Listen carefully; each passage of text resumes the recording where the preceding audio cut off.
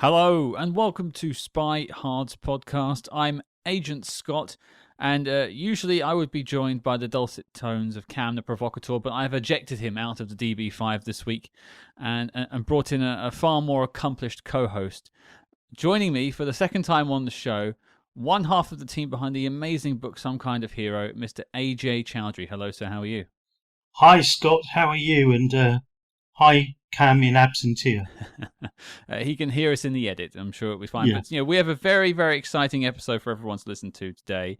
We'll talk about it a bit more after the chat, but just to sort of set it up before we hit play, joining AJ and I is Mr. Gerry Anderson. Now, that name may not ring a bell to you, but perhaps his father will. Gerry Anderson, the creator of things like Thunderbirds, Joe 90, Captain Scarlet, Stingray, Space 1999, many things. But what you may not know is that back in the late 1960s, he actually wrote a script treatment for a James Bond film titled Moonraker that never got made. It's been locked away in a vault for, I don't know, about 50 years, but exclusively here on SpyHards, we are going to give you all of the juicy details. So I think without further ado, AJ, if you're ready to go, let's hit play on that interview. Here we go. And joining us on the show now, a man who doesn't need a big introduction, but I'm going to give him one anyway. It is Mr. Gerry Anderson. The credits are long as my arm. I've only got one working arm right now, but it's a pretty long arm, as it were. Gerry, hello. Welcome to the show, finally. How are you? I'm fine, thanks very much. Thank you for having me. And also, my credits are not long, but my dad's credits are long, right? So the reason I'm here really is nepotism, which is great, and I'm happy to help with that. But yes, yeah. I mean, the people aren't going to know who I am, but they might know Dad, I guess. Well, I wouldn't quite say that. You've got the pod. I just literally finished watching one of your documentaries earlier, the one you put out last year about your father today on Amazon. I watched that. Wonderful. Which I'll get into in a wee bit. But I think let's go around introducing a little bit though, because you mentioned your father, and before we started this, me and AJ spoke briefly about sort of your father's work, and we'll get into the connective tissue maybe with him and James Bond in a little bit. But let's set the stage. Gerry Anderson, do you like spy movies? I do quite like spy movies, yes. Okay, well that gets us in a good stead. This is SpyHards after all. And taking it sort of back maybe to your childhood a little bit, maybe just talk us through, were you watching spy movies growing up? Was Bond on in the house? Were you a fan of those sorts of films? And what were you watching? So Bond being on in the house, yes. But I would say between the ages of 5 and 8, those kind of Sunday afternoon slots, and a child not really paying that much attention, I'm afraid to say. I know this is the wrong place to say all these things, but You're fine. I'm going to be honest about my my Bond credentials or lack thereof. I'm afraid I'm of that generation where my first intro to Bond really was GoldenEye. And because there are people working on that who'd worked with Dad, there was a kind of an innate connection there. And it's one of the films that I remember Dad taking me to see in the cinema, which was a relative rarity, actually. I probably only remember 10 or 12 of those occasions. There were more, but that's one of the ones that kind of looms large, because he talked about it was Derek Meddings who was the visual effects supervisor on Bond, was on GoldenEye. Yeah, so it was about the Derek connection. He spoke about that on the way back. And then, of course, Mark Harris ended up doing a lot of kind of senior art department, production design stuff on the subsequent films. So there were definitely a few trips to Pinewood to do a few behind the scenes bits and pieces, walking around the planks on Zukovsky's caviar factory location, for example, and seeing the BMW Z3 back then that they sliced in half with the choppers with the blades underneath. I think that was the one. Yeah, Mark Harris. Oh, it was a Z8. Sorry. Yeah. Yes. This is why AJ's here. You see, I'm so glad, AJ, because I don't want somebody at home to be shouting Z8, not 3. It's only a number. That was at the paddock tank, wasn't it? Yeah, that's it. And Mark, there's the cut in half versions there. Mark was talking us through, and then I guess probably going on to the Bond stage for The World Is Not Enough, maybe. Is that the one where they kind of hang on to the chains and get blasted down? Yep. Yeah, so Mark's showing us the kind of foreshortened sets and stuff. So weirdly, getting very, very special insight into some of the behind the scenes thing, which is kind of, it's the captivating thing as a kid. That's, for me, it was not so much the end product, but the process to get there. So yeah, a bit of a strange angle on Bond, I guess. Well, it's certainly a unique angle. Yes. You made use of the connections you had. I'm sure any of us at that age would be clamoring to go to those sets. I mean, it's a wonderful entry point, isn't it? To actually go on the sets of Bond, you know. It was definitely rather cool. And then later, actually, even more recently, Steve Begg took me around when they were rebuilding the Westminster Bridge scene for one of the more recent Daniel Craig's Spectre. Thank you. That was Spectre, yes, and a few bits and pieces there, and showing the kind of helicopter rig across the ceiling. So, yeah, over the years, some very cool looks behind the curtain, which is sort of part of the draw, I guess, for me. And sort of aside from GoldenEye, which is also my entry point as well, that was the perfect age for me getting into the Bonds. Was there any other spy movies in your house or something you reached for, or even now spy movies you'd like to go and watch? Born, probably, back in the day. Mm-hmm. Born was probably a big thing, and I get that might have been another cinema trip. And the first Tom Cruise Mission Impossible, which I remember that was another cinema trip, but after the kind of pre-credits thing, the big bass note came in for the opening with the kind of the burning fuse, and the big bassy note gave my poor mum a nosebleed. And she had to run out, and she didn't come back in, and then we had to leave. So I only saw the first 15 minutes of Mission Impossible before we had to leave as a family to go and look after her. She was fine eventually. So yeah, I guess those are the main three, but I guess they are the main three that people are going to recall from their childhoods, right? Yeah, I wasn't expecting you to come up with a Matt Helm film or something like that. Yeah, definitely the highlights, of course, which is what I was watching at the exact same time as well. It totally made tracks for me. Yeah, I mean, you get onto telly and stuff, and you're into Man from U.N.C.L.E., etc. as well. That was all kind of around me, but I was busy being a traitor and watching Doctor Who rather than Dad's shows or any spy stuff either. So I was just getting in trouble. Which, to be fair, you say about your father's long list of credits. You do have credits too. You Big Finish, Doctor Who. Yes, plenty of audio dramas and the Prisoner reimagining. I was a script editor on, and various other bits and pieces. So yeah, we've done the odd bits and pieces here. You tipping a hat to you as well. And I think AJ was going to ask you a quick question as well, so about Bond connections. Yeah, Jamie. There's Bond is sort of in the Anderson blood. Prior to the Bond films, your father discovered sort of Derek Meddings, whose sterling work on those 60s shows its influence on the Bond films later. And of course, the cast, but you had Lois Maxwell, you had Shane Rimmer, you had all these voices. There's a huge cast overlap between this, the work in the 60s and 70s and the Bond pictures. Michael Billington as well, the key person. I wondered whether you could talk about some of your memories of what you know of some of these people, if at all, especially Michael. So I think I may have only been at one event while Michael was around when I was a kid, potentially. So the Michael Billington connection is loose at best. I mean, the closest connection, I guess, is John Glenn. Yes, of course. Who Dad knew from way back when they were doing sound editing jobs at Shepperton, I think, in the kind of late 40s, early 50s.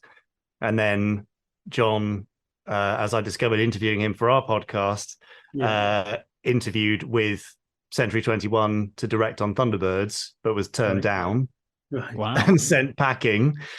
And went off and did other bits and pieces instead, and then obviously got involved with Bond, and then Dad brought him in to direct on Space Precinct in the 1990s, which was a really strange coming together of all sorts of things, because Dad had been working on that show since the 80s, and it was filmed in L&M stages where UFO had been shot. A lot of the kind of exterior and sort of medical bits and pieces were all done there. and then you add John into the mix and add members of the team who'd worked on Thunderbirds and all sorts of other stuff. That was a real kind of a mishmash. And then, I mean, I've spent a lot of time with John as a family friend, John and his wife Janine. Janine is great. So yes, a force to be reckoned with, Janine, in the best way possible. And then I guess Shane Rimmer, obviously another part of life that's kind of loomed large.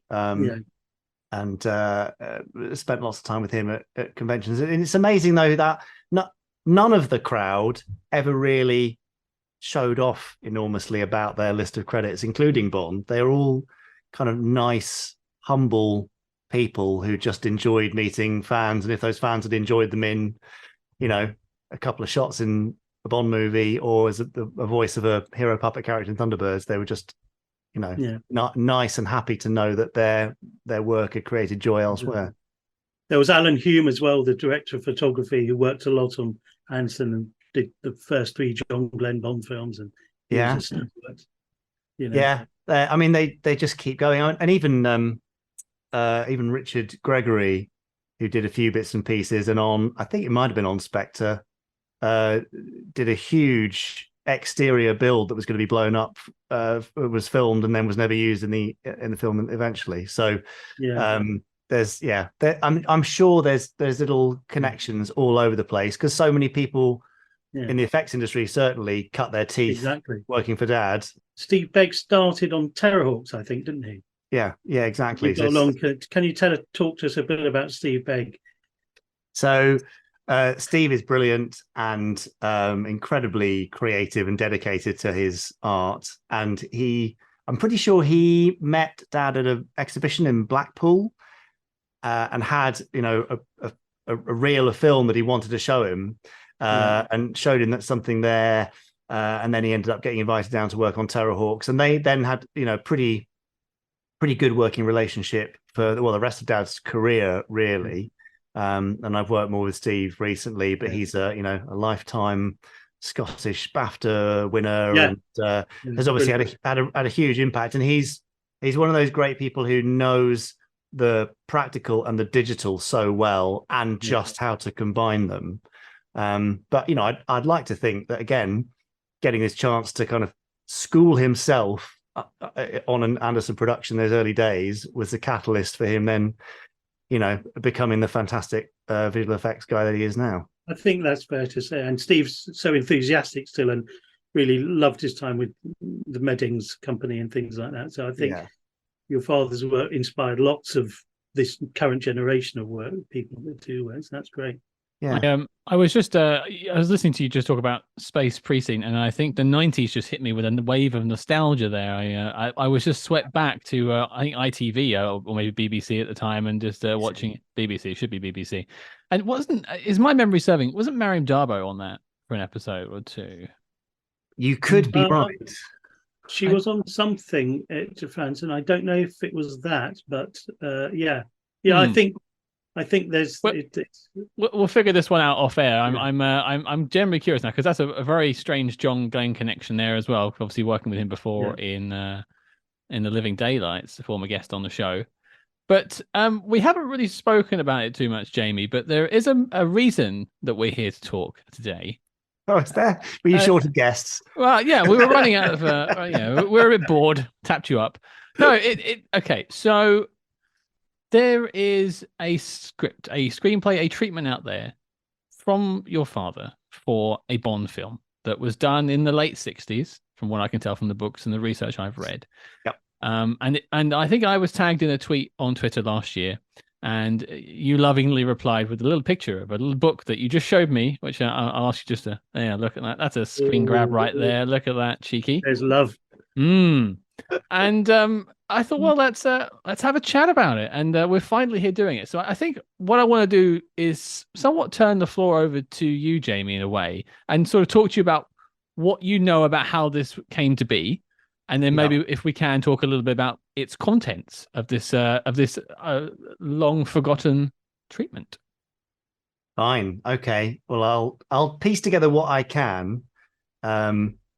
Because until Dad died, I only vaguely knew that at some point in the past he had written a treatment for a Bond film that never made it. And that then there was a bit of a light falling out, shall we say, when it wasn't used and when the film in question was eventually made, and maybe some other bits appeared in other films along the way. That was his view at the time anyway. So after he died, we were going through kind of filing cabinets and stuff, and there's so much material because he was so prolific. He never stopped working. He was a complete workaholic. And so there's all these things for unfinished projects through from the early 60s until like 2011, really. So lots and lots of stuff. But in there, yes, was this lovely, very 1960s black card bound treatment. I think it's about 84 pages, something like that, 83 pages for Moonraker.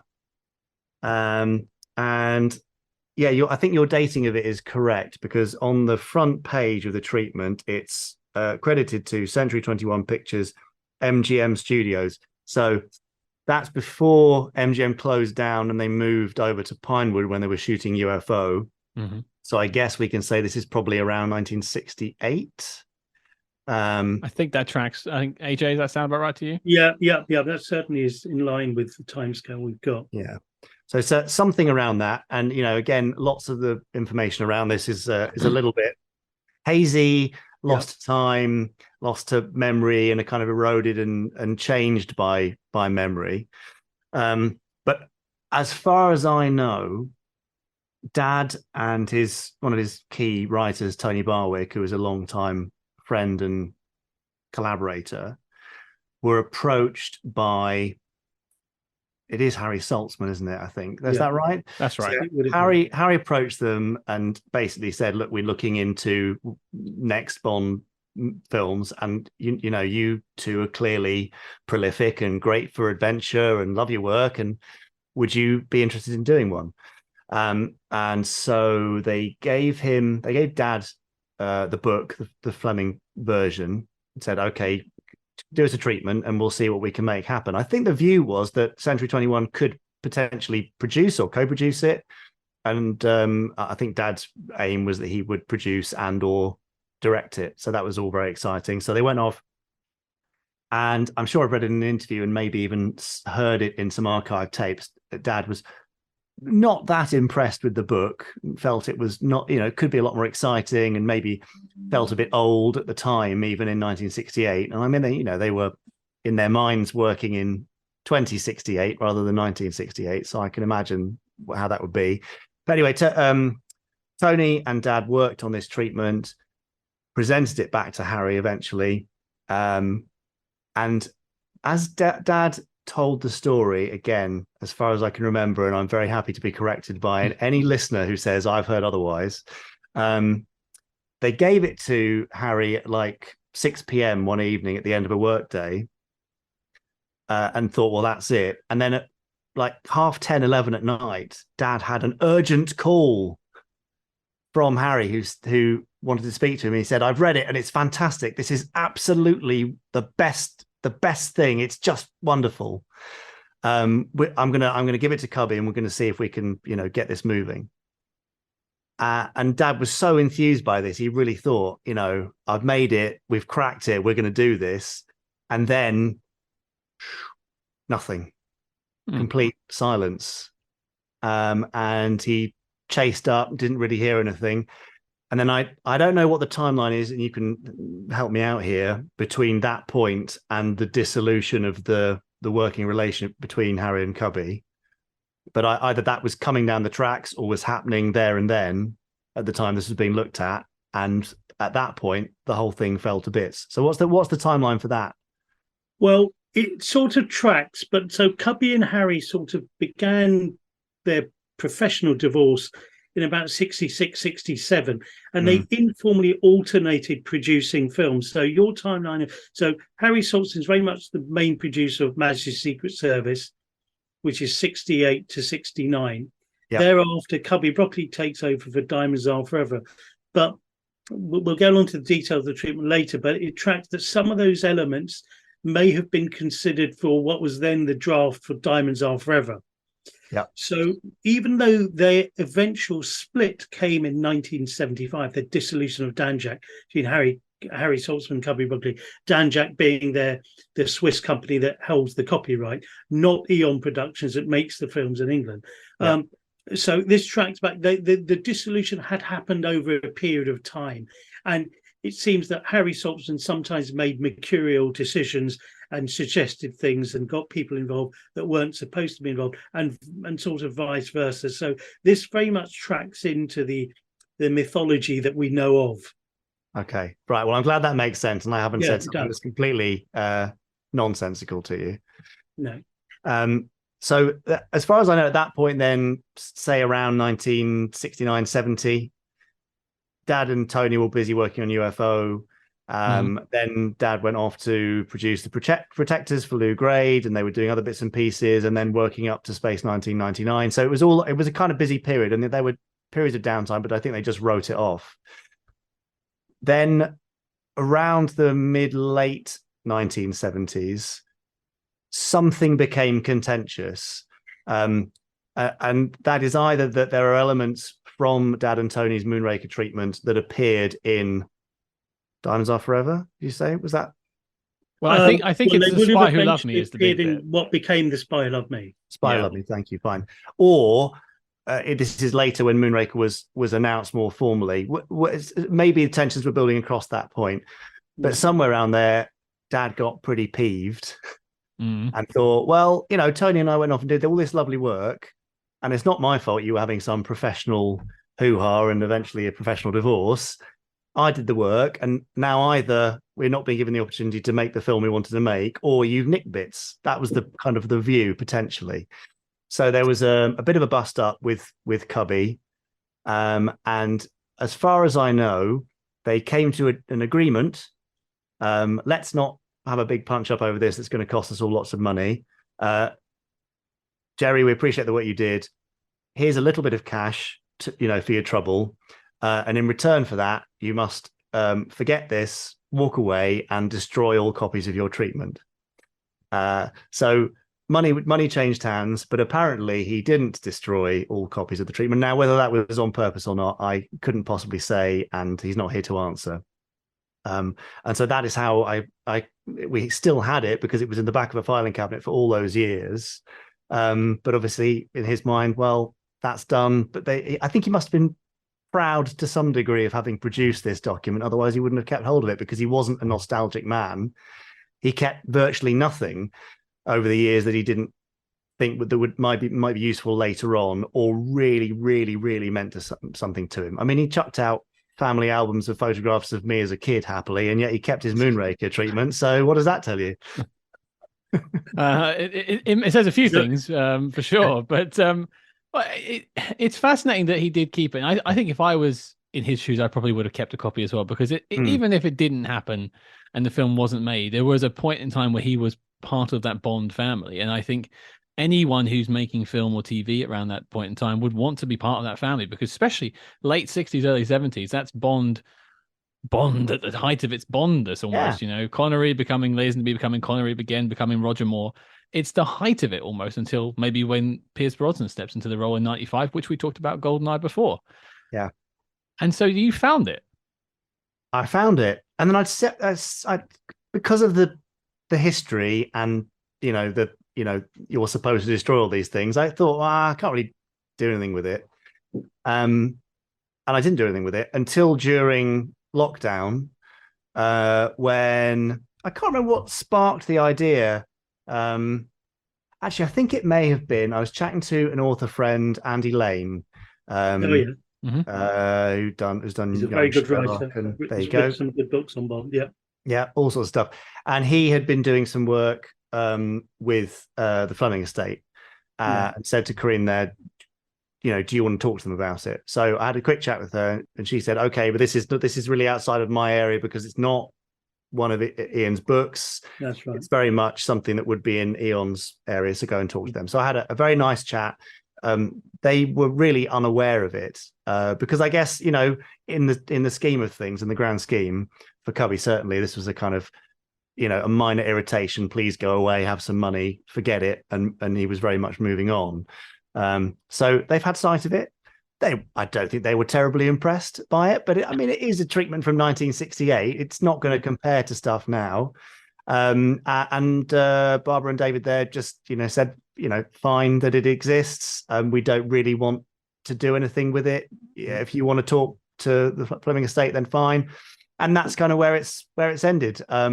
There's definitely potential that someday it could get out there in some form, but that would be in partnership with the Fleming estate, and that's not currently on the cards. But who knows?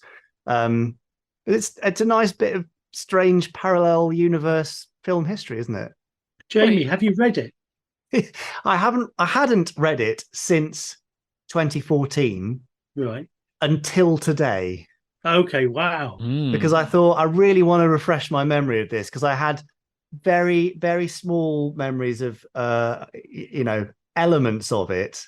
But I thought I really should refresh my memory. And there were some really lovely, very Anderson bits and pieces in there, I think.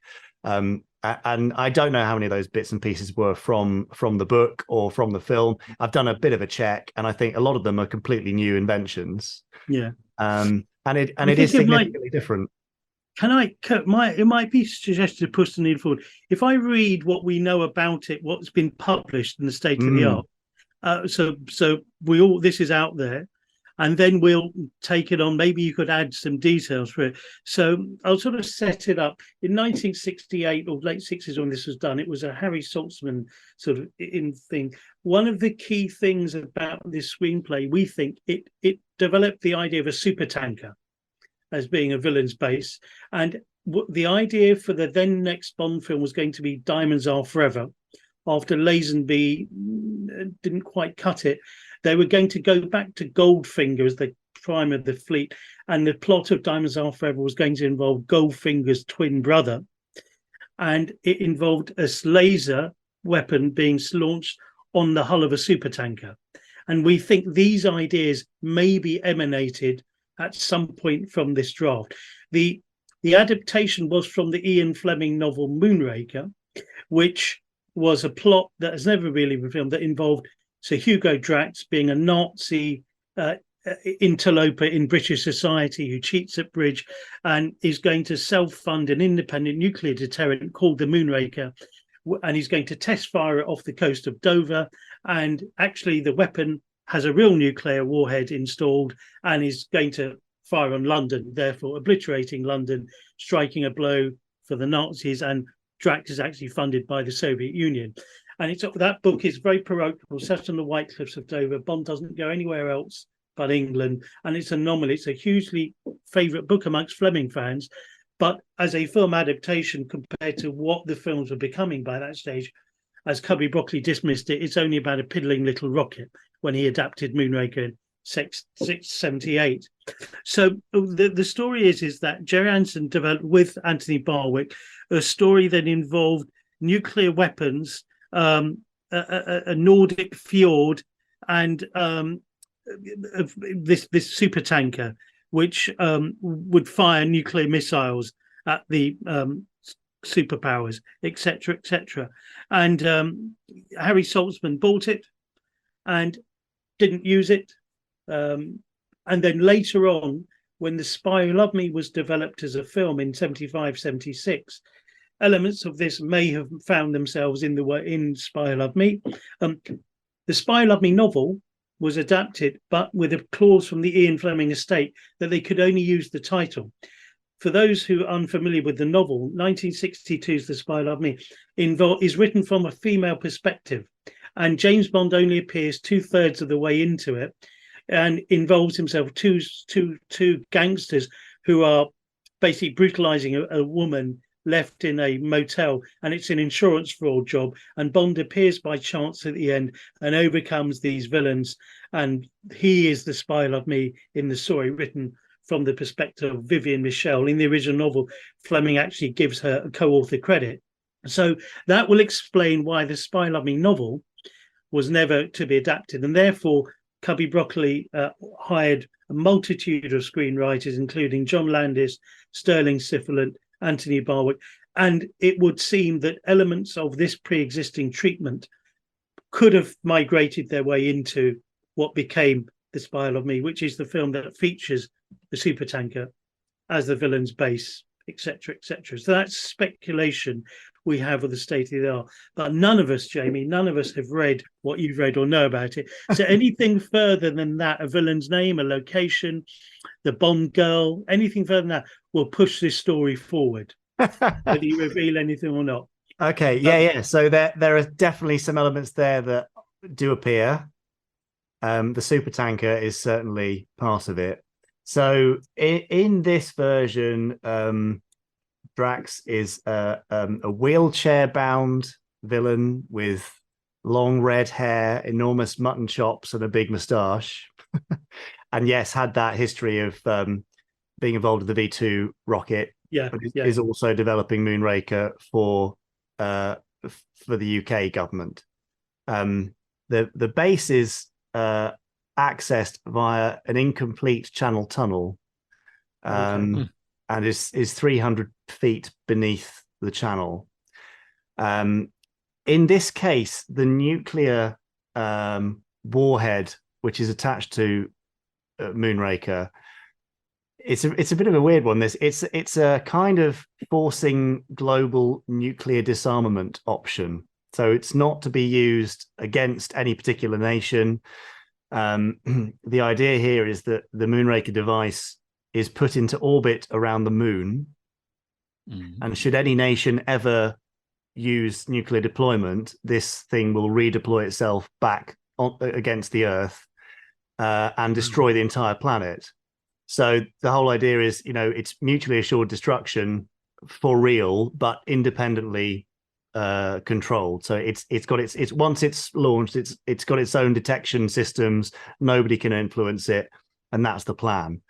So Drax is involved in that bit, but also has his big villainous supertanker, which it's a great description. It's sort of like an unimaginable scale, quarter of a mile long and 600 feet wide or something like that. So when I'm giving away quite a lot of the treatment here, but why not? I mean, this is all completely exclusive. Nobody else has heard this. I don't think probably nobody's read it since the early 70s. So when Bond is investigating Drax, and Bond meets Drax in all sorts of locations, and they go gambling on his plane, on his private plane, to see why he's cheating, which is a sort of off the books meeting with M. Yeah. He then meets him in the underground or the under channel base for the Moonraker launch, and starts fiddling around in his office and discovers that there's a radiation exposure system inside Drax's office, which is all kind of throwaway. Oh, well, that's a bit weird. I wonder why he's got that. We then later end up at this vast supertanker, and inside it is a huge rocket laying on its side along the length of the tanker. So familiar elements here. Nobody can work out what it is.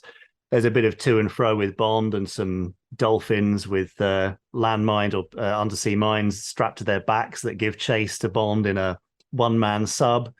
And eventually the plan is revealed that, and I think this kind of harks back to some of Drax's plan in the eventual film, that he was kind of trying to select a super race, select a group who would survive some kind of an apocalypse on Earth. But his plan was to use this tanker to tip it 90 degrees in the water and launch his counter rocket directly from the tanker to explode the Moonraker device 50 miles above the Earth, irradiate the planet. But all of his pre-selected people and he had been exposed for a long time to low dose radiation that would allow them to survive, and everybody else would die. Wow. So it's quite a creative setup. There's a lot of kind of very plot heavy bits and pieces. Jamie, that's brilliant. That's really pushed the needle forward. I'm guessing that a lot of that was not in the public domain. No, none of it is. I mean, Jamie, people are on hang on one second, AJ. I mean, people are on sort of tenterhooks listening to this, getting a plot of a film that never happened. I'd be remiss if I interrupt you, Jamie. I want to let you keep spilling the beans as much as you can. I want to hear about Bond. I want to hear about the Bond girl. I want to hear about everything. You know, what have we got? Yeah, so I'm just looking up. I was going to give you the gadgets that Q gives Bond. Oh, lovely.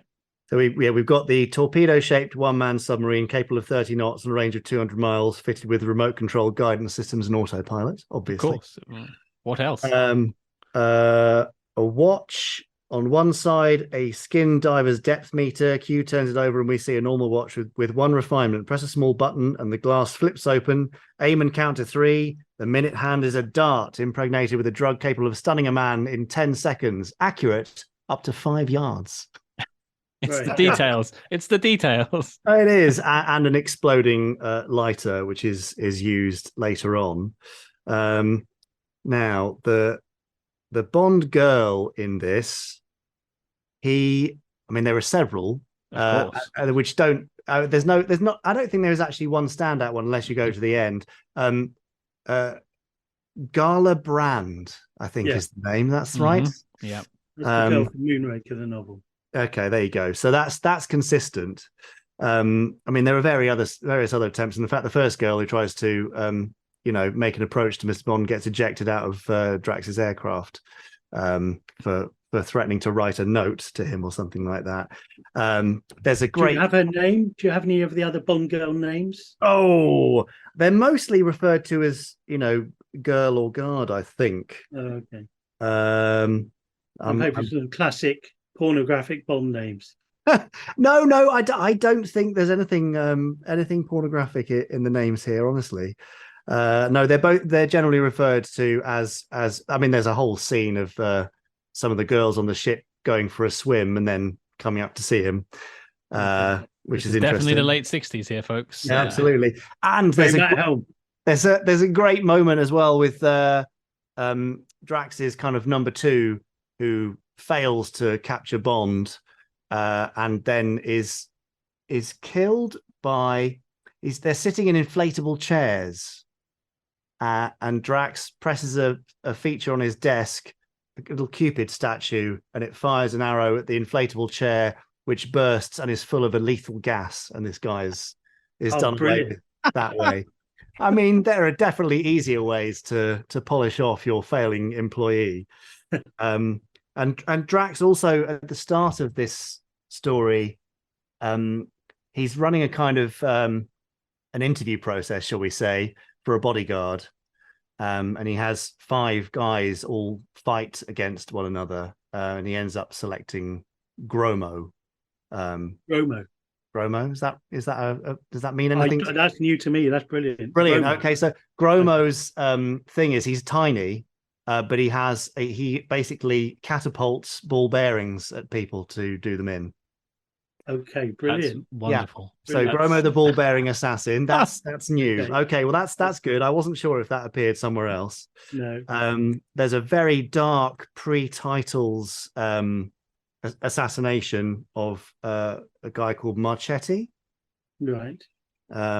Which is using a very dark tool attached to Marchetti's phone handset, which basically punctures his temple. So that's pretty dark. And then there's this, I don't know if you'd like this, but Dad and Tony's vision for the main titles, which are quite quite forthright in their sexual connotations, shall we say. The huge bulk of the Moonraker rocket superimposed on it the silhouettes of beautiful girls moving seductively to the slow beat of the theme music. The towering, perpendicular, somehow masculine rocket. The pulse of the music gradually increases. This is pretty raunchy stuff. Wow. The girls weave and gyrate against the background of the rocket, erect and still. Then it ignites with a burst of flame and smoke. The pace of the dance builds up. The pounding rhythm generates a psychedelic abandonment in the flailing bodies. The rocket slowly lifts off.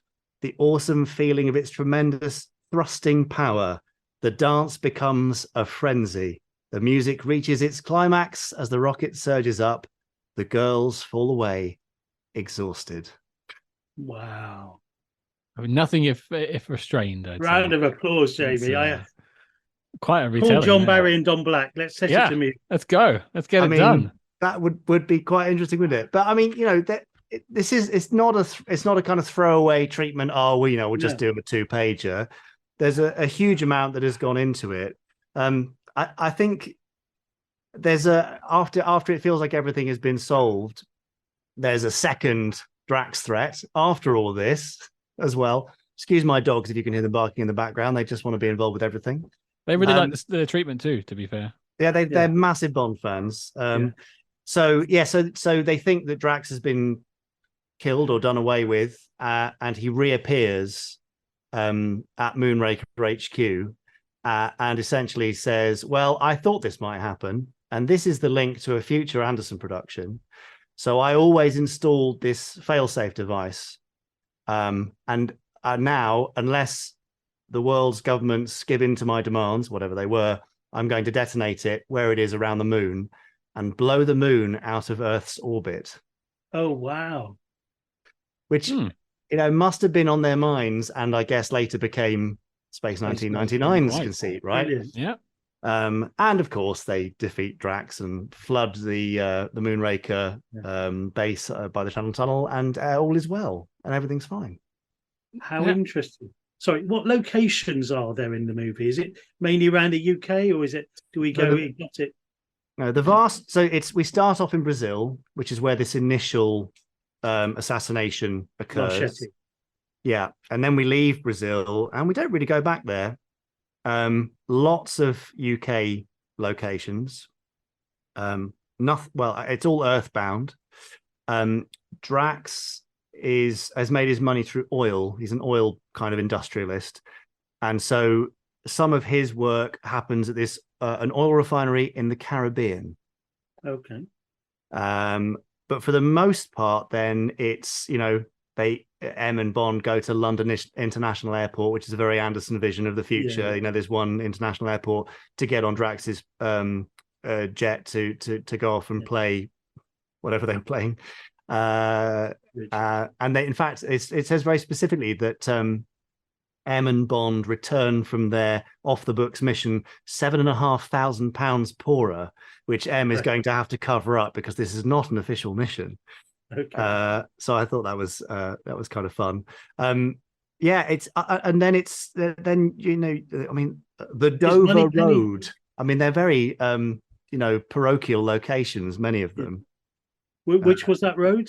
The Dover Road. Okay. Well, all these are locations from the book. Yeah. And there's a car chase on the Dover Road. A lot of this is the book is sent, so a lot of it emanates directly from the Ian Fleming book. Is Moneypenny in the story, Jamie? No mention of Moneypenny that I spotted on my reread. Okay. Anyway. No. Fantastic. We interrupt this program to bring you a special report. Calling all agents. Independent podcasting, much like the spy game, requires considerable resources, whether it's research, equipment, hosting, or of course constructing a top secret volcano lair. We're putting out the call for your support. That's right. As you may know, we've activated the SpyHards Patreon, home of our ever-growing lineup of Agents in the Field episodes where we decode non-spy films from your favorite spy actors and full film commentaries with more intel than a Basil exposition briefing. Cam, what have we got in our crosshairs this month? Call me Pliskin. This week, Scott, we are going to look at the 1981 John Carpenter classic, Escape from New York. It's going to be number 1.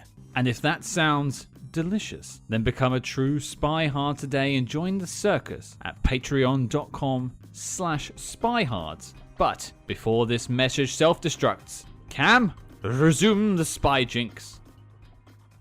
I'm quite curious from a sort of creative standpoint yourself, Jamie. What do you think of the treatment, and would it make a good film? I think there's a lot of really fun stuff in there. I think there's a lot of stuff that, looking through a contemporary lens, you'd look at something like Austin Powers and go, okay, well, we can't have these laser guided dolphin things that are going to blow up Bond's dragging mines. Yeah, which they call the Sea Dogs, I think, in this. Wonderful. So there are some bits which are a bit too naff. There's a very throwaway hovercraft chase on an island after Bond does escape the ship, which I thought was going somewhere, and actually Bond just runs away. They all crash and he's fine. So there is some kind of, that feels like maybe, Dad and Tony, that you needed to increase your page count or something there. But there's a lot of really amazing visuals and descriptions. There's stuff like when Bond escapes initially from this huge super tanker, he gets up onto the main deck, and because it's so big, to get around, the guards use motorbikes, and so there's a great motorbike chase around the deck of this super tanker, which is really fun. So there's some great action pieces, some great bits of tech. There's also a fantastic scene, that great "he can't possibly get out of this one" moment, which is sort of reminiscent of Titanic, as the super tanker is inverting. So yeah, there's a lot of really good stuff. You'd have to modernize it for sure. And I mean, the closing lines of the story, they're definitely a bit 1960s awkward Bond girl moment, but it is what it is. It's of the time 1960s treatment. Can you share that with us? And this is Gala Brand he ends up with. Yes, who, I don't know if this means anything, but in this particular bit, she's been renamed. So Bond sips the cool bubbling liquid and smiles into the dark blue eyes of Gala Bond, it says here. I don't know if that's suggesting whether they got married or whether it's a typo. I don't know. He puts down his glass by the bed and kisses her. Gala smiles and asks, "Have you got a license for this?" "Yes, and for this too," replies Bond. They clinch, which is a very old-fashioned term, isn't it? The gleaming white ship speeds towards the sun. End titles. Wonderful. There you go. So in the original book, Moonraker, Gala Brand was the first Bond girl who Bond doesn't go off with. In fact, she leaves him. She's engaged and left melancholic. Bond is the man who's only a silhouette. And that's sort of the bittersweet ending of the novel Moonraker. Okay, so a happier ending for Mr. Bond. Yeah, exactly. Here they've sort of and Gala Brand is a name that has cropped up in many other Bond film drafts. She's in Quantum of Solace, she's in Die Another Day, and it never quite works out. She still remains the only name of Bond girl that hasn't been used yet, or one of the few. Jamie, what you say is fascinating about the nuclear disarmament idea. That was actually then used in Diamonds Are Forever, this space laser battle. Blofeld's thing is actually to fool a peacenik into sort of doing away with nuclear weapons, but Blofeld sort of subverts that sort of hippie idea in that film. So the elements of that do exist in the final film. So yeah, it's very, very, very interesting. You've really, really pushed the needle forward here. I have to ask, I imagine this was written with perhaps Sean Connery or George Lazenby in mind, given the time period it was all being made in. But you, Jamie, as being the only person in the room who's actually read the treatment all the way through, who do you see as Bond when you're reading it? Do you know what? That's so bizarre, because I didn't actually make that conscious decision at any point before or during reading it, but it was Sean Connery throughout. Now reflecting on it, even when I was reading those last few words to you, then it's completely Connery. When it would have been, because I think for Dad and Tony, he was the man of the moment, so much so that he was given as the inspiration for the sculpt of Scott Tracy in Thunderbirds. So he must have been in their minds. And although there's very little in terms of dialogue through this, I suppose it doesn't really matter to much of an extent. But I naturally assumed it would be Connery. Well, you see, there's an interesting connection with your father and who it could have been. So by the time this was written, Connery was no longer James Bond. Lazenby had done his Majesty's Secret Service. And it wasn't till late in the day when they were going to get Connery back. In fact, they tested a number of people, and one of the key names that was up for Bond was Michael Billington, who around about this time, who probably had some sort of connection with your father.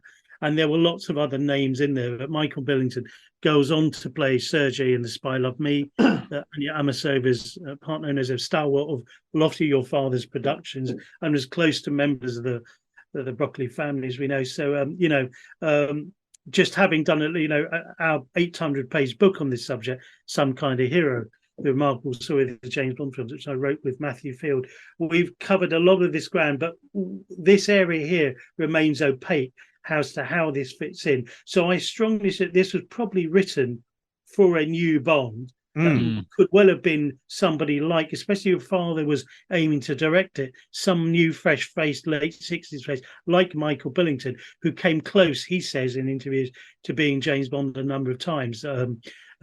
Especially when Roger Moore gave up in 1980.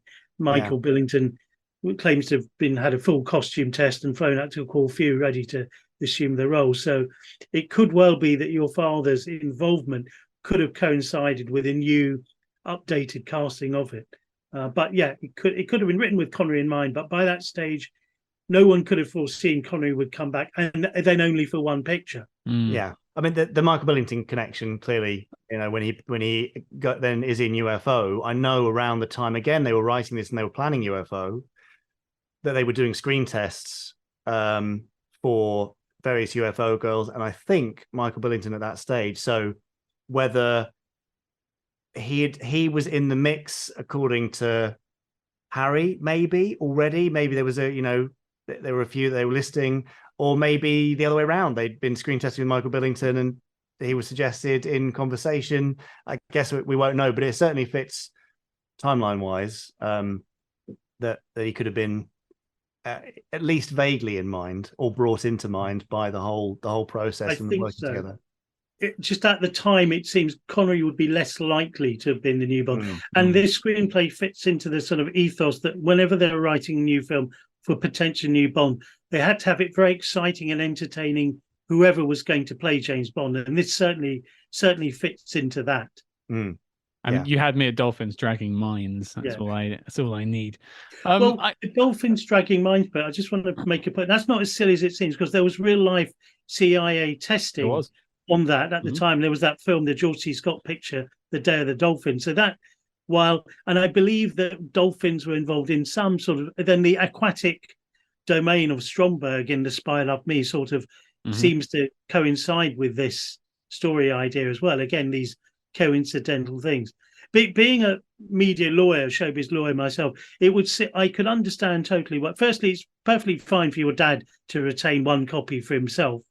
That's perfectly legal. And secondly, you can see why when The Spy Loved Me came about, there was a mishmash of ideas from multiple writers, and probably your father was probably justifiably saying, "Well, wait a second, he paid me off," and there's a reason why Danjak would have sort of settled him and all shook hands and it was all fine. So I don't think it was like something nefarious or villainous. It's just what happens all the time. People absolutely, do that. You know that, Jamie. You know, Scott, in the industry. And also, you wait long enough, somebody's going to come up with exactly the same idea as you. Absolutely.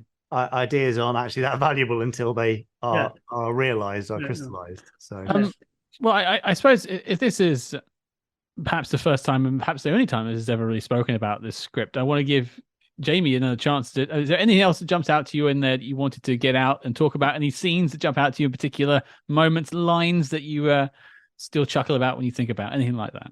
Well, I'm still chuckling about the stirred, not shaken, rather than shaken, not stirred. So what was the context of that one? So this is in the pre the opening, those lovely phallic opening titles. Evocative. Yes, when he's doing his lovely murder of Marchetti. I think this is just when he arrives at this fancy bar. Yeah. Well, I'll give you this entire bit if you would like. The car pulls up outside an exclusive nightclub. Bond gets out. He flips the keys to the boy to park it. As he walks, he takes off his jacket, reverses it, turns down the collar, and moves casually through the doorway, now immaculately dressed in a white tuxedo. Mm-hmm. Smooth. A girl waits for Bond at the bar. He meets her, orders a vodka martini, stirred, not shaken, and glances around. It's a Bond kind of scene. A Latin American group play a cha-cha, Brazilian coffee tycoons mingle with Bolivian tin millionaires, beautiful women sip French champagne from Waterford crystal glasses. Bond eyes his date and tries to relax. It's a nice little, very evocative 60s Bond scene, isn't it? I can picture it in my head, and I do picture Sean. Weirdly enough. Yes, yeah. He's, especially that jacket reversal. The jacket, exactly. The jacket, yeah. That's very, very cool. So yeah, and then he basically gets a bit jolly and sloshed until 3 a.m. Calls the guy and murders him over the phone, which is quite a fun maneuver. As you do. Okay. Yeah, pretty standard. And I suppose then, what's your favorite moment from going through it a couple of times? What's like your favorite moment from the treatment that you would maybe your favorite moment and the moment you would most like to see in a real film? I mean, the kind of vast visual of this this super tanker doing its kind of Titanic-esque move. And again, you know, that's something which kind of made it into UFO with Skydiver, this, you know, this sub where it would tip at 45 degrees and then the front part, Sky One, would launch off from underwater. You know, that made it into UFO. It's not the same, but it's similar. But in the scene where the launch is happening, Bond and Gala Brand are trapped in a watertight cell, and Bond has decided to use his shoe to smash a porthole to get out, but then realizes actually it's too small and he's sealed their fates. And so that moment of this kind of vast machinery lifting out the water, and at the same time in this tiny confined space, it looks like it's all over for Bond. That's a great bit, and I really like the contrast of the vast open space and this enormous vehicle, and then this very claustrophobic thing happening at the same time. It's really nice. How does he get out in the end? That's a classic snake pit situation, they call it, don't they? Yes. I'm afraid that it's not actually a very exciting resolution. It's essentially the door is watertight in case of this very thing happening, and eventually the pressure becomes so great that the door bursts open. So Bond, he does get them out, but not in the way intended, and it's a little bit unsatisfying in that way. But they still get out, and then it's into throwing fire extinguishers at guards, and doing all sorts of stuff to escape, and a real kind of a lovely race against time. Everybody looking at their watches, 38 seconds to go, all that kind of very adrenaline filled stuff. Jamie, the description of Drax as this big red-headed chap with moth chops in a wheelchair comes, of course, from the novel, which is exactly how Drax is destroyed. He's been blown up in a bomb.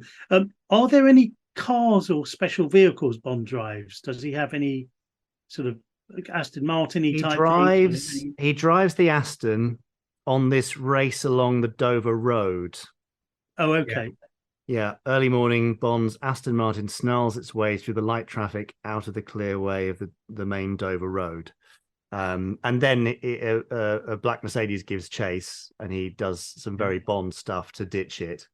Is there a sequence, because this again from the book, is there a sequence where there's some newsprint rolls on a truck in front and he looses them off? Okay, that's straight from the novel. Yeah, so he fires to fray the tethers that are on the newspaper. Okay, that's brilliant. That is absolutely brilliant, Jamie. So the driver, this is after these have been set loose. The driver, seeing the danger, swerves, loses control, and slews across the road. The newsprint smashes headlong into the car with the sound of smashing glass and searing metal.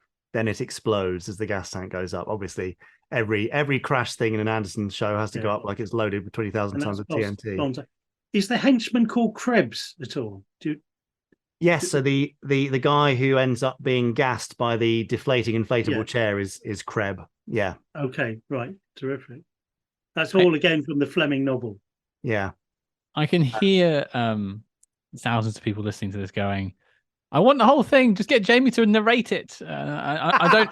I'm not going to ask Jamie. Finish. I'm not I'm not going to ask Jamie to do that, folks. But I want to keep some bits a secret. I think there's a lot in there, and I think maybe one day this should find its way out somehow. I agree. I'm not saying it's the best iteration of a Bond story ever. There are definitely some very naff bits. There are some great bits. There are some quite un-Bondy bits, I think. But like I said before, from a film history point of view and from a fascination point of view for fans, especially on that Venn diagram where you've got crossover between Bond fans and Anderson fans, I hope there's a little bit of crossover in the middle there. Huge, yeah. For those people, I mean, this is really, really fascinating reading, and I would love to do something with it. But at the moment, that would require, I think, the Fleming estate to say, let's do something. And they, I think they would like to do something, but for whatever reason, the time wasn't right last year or the year before. You say that your father threw everything away. So is there any correspondence surrounding this, like letters or anything like that from lawyers or Saltzman or nothing at all? The only place it might be is Tony Barwick's estate. But I don't believe they've got anything. And I suspect, well, I don't know, but I've got a vague memory that Dad said he did have to sign something to say that he wouldn't, lay further claim over any future elements that might appear or he might deem to be similar. But where that agreement is now, I don't know. Eon didn't seem to have it. So lost to the mist of time.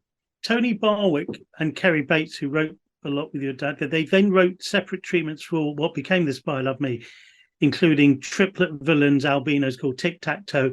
None of these elements appear in this treatment. So this has solved another mystery because lots of people were conflating both the stories, but this seems to be a completely separate individual treatment. At 84 pages long, it's a significant treatment. And you say, is it actually dated? It's not dated. That's the one frustration. But as I'm going to flash up to you now, you can see it's noted as being MGM Boreham Wood. Now that must be before 1970. They wouldn't have put that on unless they were still housed at MGM before the move to Pinewood, I think, and unless they did keep an office there, and I'm incorrect, which is always possible. It sort of fits in the timeline roughly as we discussed before. It could go into early 70s, and maybe they did maintain an office at MGM and wrote there.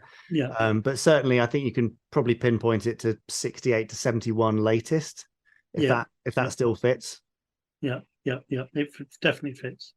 Now, as I say, I kind of want to leave people wanting a little bit. I want to leave some mystery. There's lots more. There's loads more. There's a lot that happens. Can you give us as much as you can, Jamie? Basically, AJ, my co-host is fighting me here. Okay, right. And you just read it. Narrated by Jamie Anderson. We're absolutely not doing that. Well, if you ever do a reading of it and need a nasally British man, do give me a call. But I kind of want to spin us off a little bit as I sort of wrap us up, Jamie. Now, going through your father's work and sort of what we look at here on the show, espionage is actually quite an important thing. You go from sort of Joe 90, Lady Penelope, there's spies all over the place. And we're looking at doing the Thunderbirds movies at some point on the show and taking a look at them because Lady Penelope is quite involved in those. But I suppose the question going to you is, what is it about spies, spy movies, James Bond that interests you and has kept your interest over the years? It's going to sound a bit ridiculous, but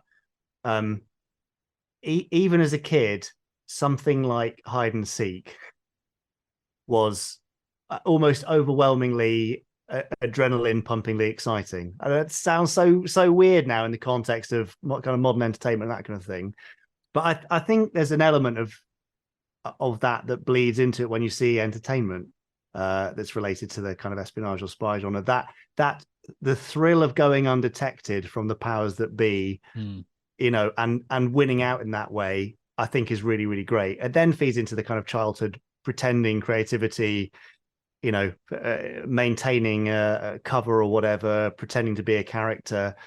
And then you layer in the kind of the gadgets and then the life and death and the license to kill. For a kid, I think that's kind of bizarrely aspirational and inspirational, but also strangely accessible, because you grow up in a world where you play games which naturally fit into this and kind of access the world that way. Do you know what I mean? So there's something, even though it's very grown up and very serious, it's kind of accessible to the inner child, which never really disappears. So I think that's the appeal for me for this oversized child anyway. Well, conversely, it works both ways, because I think the pre-title sequence and the credits in that film were very adult. So I guess it appeals to all ages. But I can for me, it's like knowing what other people don't know. Like I have something you don't know. No. It's all very playground in that sense, and absolutely.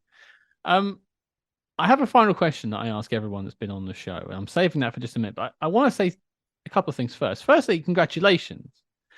Your show, the Gerry Anderson podcast, recently hit 250 episodes. We're tailing you by quite a margin, but it's quite the achievement. And I've listened to quite a few episodes in the past, and I've heard you on some of our friends' shows like Inglorious Trexperts. You've been on there, good friends of ours. And I just want to say thank you, and well done for such an achievement. It is quite the achievement running a podcast weekly.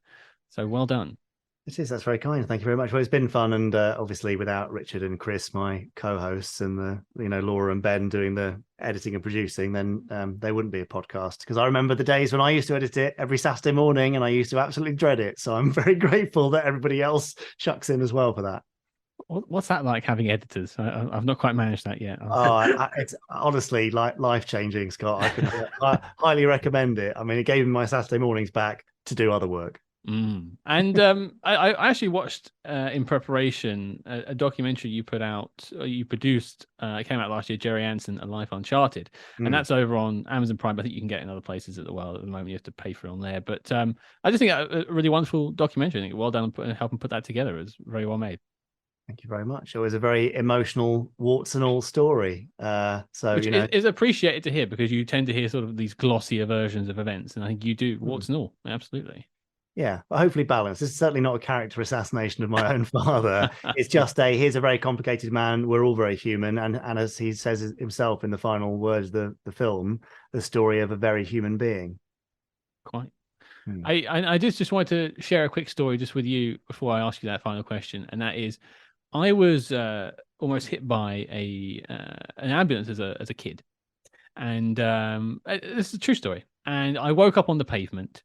I was on my way to school, and I was rushed into an ambulance, taken to hospital. And the only thing I remember is saying to my mother, "Can I have my Thunderbirds cards now, please?" Oh. And I did get them. So I did get the Thunderbirds cards, and I have Thunderbird 3 sitting on my shelf above me. So amazing. It might be spies here on SpyHards, but Gerry Anderson has a small part to play in this too. Very glad to hear that. Scott, now, can I just say my little tribute to Gerry Anderson? When I was at 5 years old, my first day of school, I came back. I have a twin brother, and we presented with a dinky Thunderbirds 2 toy, which I played ad nauseam.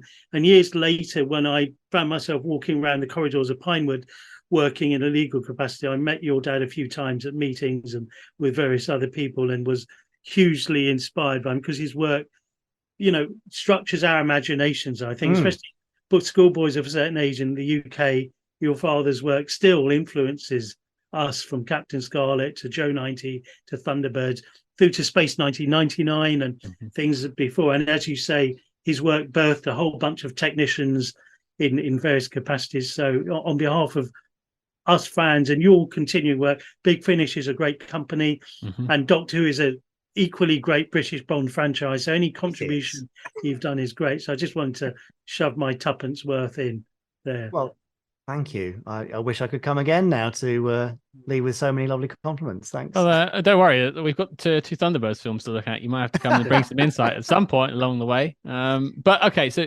two-part question to lead us out. Firstly, Jamie Anderson, what are you working on at the moment, and where can people find you online? Well, interestingly, we are about to launch a spy-related manual. Would you believe? And that is pure coincidence. The Joe 90 technical operations manual. So basically, the guide that will be handed over to Joe to say, "Here's everything you need to know about everything you're going to be doing now you're a 9-year-old spy." So that launches for pre-order on the 31st of March and is available kind of June time. I think it's due to drop print-wise. But I mean, basically, if people want to find us, gerryanderson.com, Gerry with a G, best place. There's the Gerry Anderson store. There's the Gerry Anderson podcast. There's our YouTube channel. There's loads and loads and loads and loads of stuff. And lots of it is completely free to access. And the whole point is people find one thing and then make the leap to the next. And then they discover the Secret Service. There's another spy one from the Anderson stable that's a bit unusual. So it's really nice seeing people of all ages discovering shows for the first time because of this kind of interconnected Anderson umbrella. And the last question then, leading us out, and this has been asked from everyone. We mentioned John Glenn. He's had this question. Miriam Darbo, she's had this question. Ajay Chowdhury, sitting next to me here, has had this question. Mm-hmm. Jamie Anderson, what is your favorite spy movie of all time? Oh, okay. I mean, I think it's fair to actually say GoldenEye, to be quite honest. Mm-hmm. And part of that will have been because in the wake of GoldenEye, it was the era of the N64.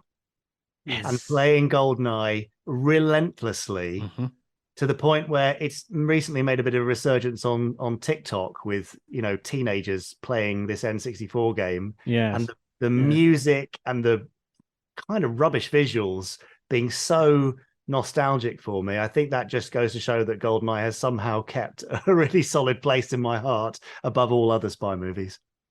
It's the reason I watch Bond films. So I think we have that in common. I didn't know I'd be in Simpatico. Generation. We are. We're golden, certainly. I didn't realize I'd be in Simpatico with Jamie Anderson today, so I'm pleased with that. And Jamie, I'm so pleased you were so open about the story, and was so lovely to speak to you. Thank you for the time.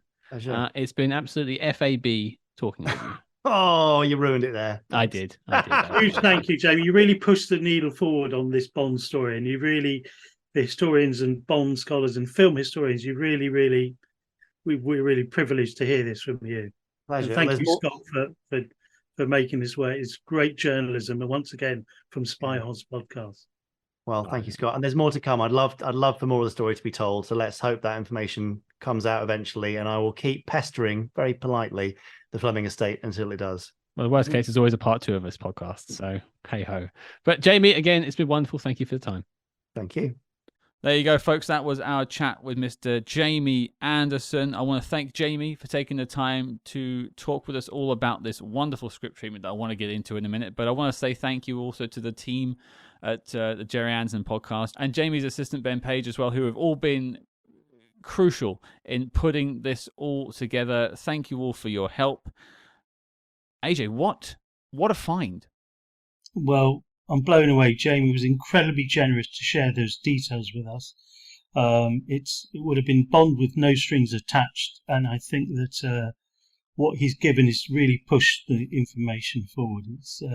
We've known about it. It's been cited in various books, including our own, Some Kind Hero, the remarkable story of the James Bond films. But Matthew Field and I never got this far, and Jamie's really cleared up a lot of the detail of the timing and the content of it, because what eventually ended up in the Spy Love Me is discussed was never quite clear how far it got. But in the week that we've celebrated 70 years of Ian Fleming's Casino Royale, the idea that this screenplay was based on the original novel Moonraker, the 1955 novel, is really cool. And I think that's revelatory, I think, for a lot of us.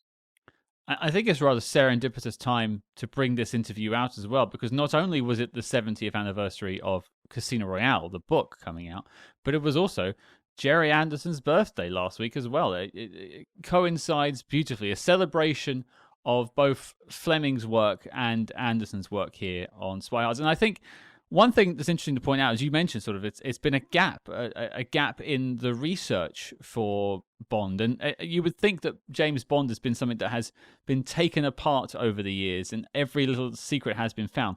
But it's great that, I don't know, since 50 years since this was put together, we're still finding things out about what could have been and these mystery scripts that are out there. And I'm just so glad that we could find this and sort of bring it into the light, as it were.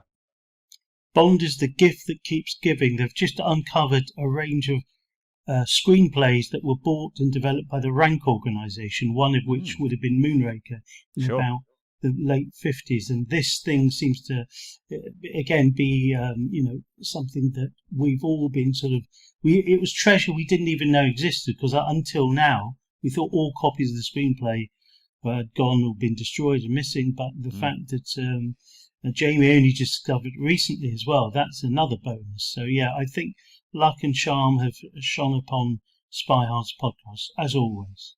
Well, you're a member of the family now, AJ. So you're part of the SpyHards. You've been one of the hosts now. You're part of the team. Thanks, Dad. I'm not sure I like that name, but let's just I kind of want to let people just sort of take this in a little bit. There's a lot to take in from what Jamie told us, but maybe let's talk about a couple of our highlights from the script treatment. I mean, for me, one of the highlights is getting to see this infusion of Gerry Anderson's work. He has that certain tone that Gerry has with his science fiction work into the world of Bond. Now, Moonraker, the film that we eventually got in the late 70s, is definitely a work of science fiction. It's also a work of madness, many would say. This feels like it almost would have been far more believable in a way. Well, it's ironic. Moonraker had wonderful special effects and miniatures by Derek Meddings, who was schooled and brought up in the Gerry Anderson oeuvre. And I think there's a kind of serendipity and a karmic symmetry that this is sort of where it began. What I find really exciting was how closely it cleaved to the novel. And you've got this wonderful thing of the original novel set only in England. You've got chases on the Dover Road. You've got Hugo Drax, this big red-haired sort of ogre. And all that seems to be retained. And yet then he goes crazily into space with that wonderful Titanic imagery of an upturned supertanker that's going to launch the Moonraker rocket. And it goes even more bonkers than probably the 79 movie in terms of space and science fiction. Cubby Broccoli, remember, didn't call the 79 Moonraker science fiction. He called it science fact. Ha ha ha. But I think that it's a really interesting bit of sort of, pulp fiction and Bond fiction and kind of very Gerry Anderson as well. And one thing I think you were quite keen to sort of hear about in the interview, and it's, as I always put my hands up saying, I'm not a Bond aficionado. I know enough to get by, but I've not read all the books. I don't know enough about the background. That's why one of the reasons why I called you to be here. You know it. You've written about it. You are what I would call a Bond scholar. I'm not sure you like that title, and I don't like the title, Dad. But hey ho, we're both here. We both got these titles. But one thing you were quite interested about was the Bond girls, and specifically the Bond girl in the Fleming books that's never been put on the big screen, Gala Brand. Now, she found her way into this treatment. Yeah, exactly. And Gala Brand, this was the third novel, and at the end, famously, Bond doesn't get with Gala Brand. In fact, she disappears. She's engaged to be married, and Bond turns away alone, the man who's only silhouette, an image that has cropped up in films. And Gala Brand is a character name that's cropped up in many subsequent screenplays, and I like the idea that she originates here in this sort of this adaptation. And again, the period is interesting. That sort of post George Lazenby sort of early 70s thing. Where was Bond going? This is very much a Harry Saltzman vehicle with that, and Harry Saltzman was kind of famous in the partnership with Cubby Broccoli for having outrageous ideas, and I think someone said he had 10 ideas, only 2 of them were usable, and this certainly belongs to that school of thought. Well, I think that's genuinely a sign of genius, really, when you've got all those sort of ideas bobbing around your head. But as long as there's a filter, and then you end up with the magic that we're still talking about now. I think it would have been nice to have seen this mysterious Bond girl that's never made it onto the big screen come to life in the film that she was supposed to be in. It's strange that we never ended up with Gala Brand in the Moonraker film. Yeah. And also, funnily enough, the Drax character, Hugo Drax, has never been properly represented. In fact, the film Die Another Day, the kind of essence of who Drax was and cheating at Blades, was taken on by Toby Stevens' Gustav Graves, but it's not the same thing. But yeah, no, the other thing, listening to it, I could just imagine it being designed and all the model work done by Derek Meddings, and that Anderson team that made miniatures and those effects go a long way. And I think they would have really brought something to it. Yeah, absolutely. I know I could almost see Gerry Anderson designing that through sort of his lens of what he creates on his TV shows and knowing the capabilities of his staff with sort of the funding of the Bond films and what they could achieve. That supertanker turning up like the Titanic and launching a rocket into space sounds almost ludicrous. But if it's done well, you're going to buy it. And if you think of what like Derek Meddings achieved in the Moonraker film we actually ended up with, I could only wonder what sort of spectacle we would have got with that supertanker.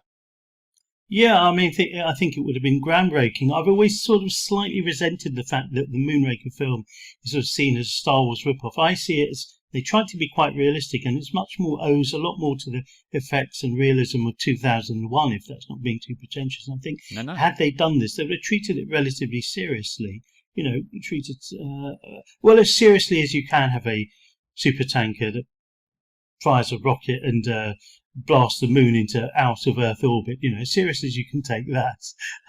But no, it's just really, really exciting. I thank you for involving me in this. But the archaeology we've found, the treasure we've unearthed in this treatment, thanks to Jamie and of course Gerry Anderson and the co-writer Anthony Barwick, a long-time Gerry Anderson scribe, is just absolutely fascinating. No, I thank you for coming on, AJ. One thing that we try to do here on SpyHards is preserve stories, learn stories about the way films are made and put together. And I think it's really important to speak to people. And that's what we do here with our SpyMaster interview series. We try and find these bits of gems that haven't been found, archaeology almost, if I'll use your word. We are film historians without an actual title or any qualifications whatsoever. Well, thanks to you and Cam, you keep the SpyHards end up, and it really was fascinating. I hope your listeners really, really get what we got from it. I think we were quite excited when we did it. That's the pleasure of doing it. So let's hope they enjoy it as well. I'm sure they will. I hope everyone does, and I'm glad Jamie got an opportunity as well to get that story out there, because he mentioned how there'd been ideas about it being made into a comic book or a sort of animation, and if this is the only way that this story is ever going to get told, I'm glad firstly it was with us, because hey, what a scoop, but also I'm glad Jamie got to tell that story and share his dad's work with the world, something that clearly Gerry and Tony Barwick both cared about doing because they spent so much time doing this. Exactly. And I was just with Corinne Turner yesterday evening. She's the head of the literary estate, the Fleming Literary Estate. They were celebrating, as I said, the 70 years of Ian Fleming's Casino Royale. And I think it would have been fascinating for the Ian Fleming estate to see what would have come from the Moonraker novel, which hitherto remains completely, more or less unfilmed. So, large elements of that are still yet to make it. Absolutely. Well, I think that sort of wraps us up. There's many moments I'd like to sort of go through, talk about the sea dog dolphins that are dragging mines along the ocean, or Gromo, the henchman who fires ball bearings at people, or the inflatable chairs with poisonous gas. All these lovely things that feel very much like they're late 60s, early 70s Bond style. But that's all there now, and you can go back and listen to this whenever you'd like. AJ, I want to thank you for coming on the show. We briefly mentioned your book, but where can people find it online? Tell us a little bit more about it. Well, we're published by the History Press, Some Kind of Hero, and, it's still available, and watch this space. We've got Matthew Field and I've co-written a Sean Connery special brochure for MI6 Confidential. Head to that site, MI6HQ, and it's we've interviewed about 40 co-stars of Sean Connery, and really had a revisitation to commemorate his time as James Bond. Sean Connery, A James Bond Journey is what it's called. Yeah, we'll have links in the show notes below for all of that. And, I would always say go and grab a copy. I've got it on my shelf, the Some Kind of Hero book, and I'll see if I can grab a copy of that Sean Connery book too. But AJ, again, thank you. You're a good egg, and we're so glad you can come back on the show. Thank you very much. Au revoir.